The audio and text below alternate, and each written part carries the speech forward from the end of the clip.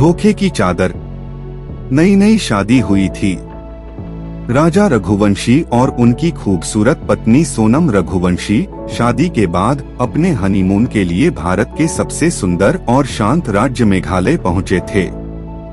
हर तरफ हरियाली, बादलों से घिरे पहाड़ और सुकून भरी वादियां, ये सब मिलकर जैसे उनके प्रेम की कहानी को और भी खास बना रहे थे। 3 दिन तक सब कुछ सामान्य रहा। वे घूमे, मुस्कुराए, होटल स्टाफ से हंसकर बात की, लेकिन फिर एक दिन अचानक दोनों गायब हो गए। गायब जोड़ा और एक लाश। होटल वालों ने जब लगातार 2 दिन तक कमरे का दरवाजा नहीं खुलते देखा, तो पुलिस को सूचना दी गई। जांच शुरू हुई। कई इलाकों में खोजबीन की गई, लेकिन दोनों का कोई पता नहीं चला।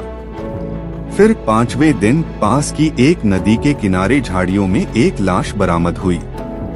चेहरा बिगड़ चुका था, लेकिन पहचान के बाद पुष्टि हुई यह लाश राजा रघुवंशी की थी।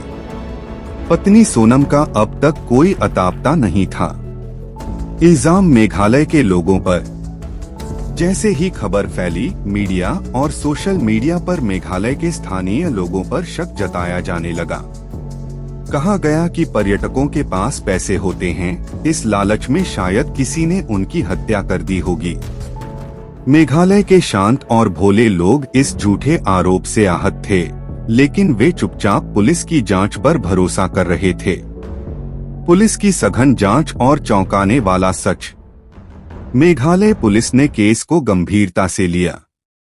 CCTV footage, call details, bank transactions और होटल में बातचीत के आधार पर जब तहकीकात आगे बढ़ी, तो सच सामने आया, जो दिल दहला देने वाला था।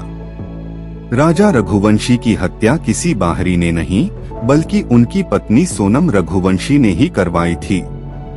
उसका किसी और मर्द के साथ नाजायज रिश्ता था।